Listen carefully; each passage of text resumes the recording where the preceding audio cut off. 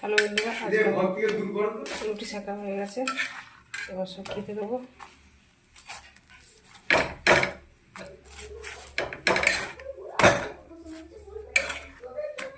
ছোটোটা দিয়ে দিয়েছি পাশে।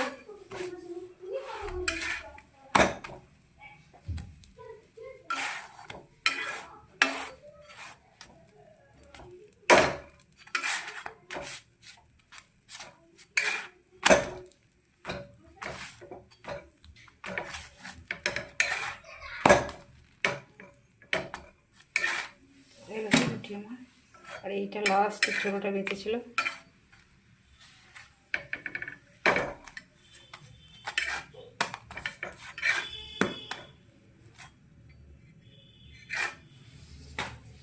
তো এবার খেতে দেবো বন্ধুরা।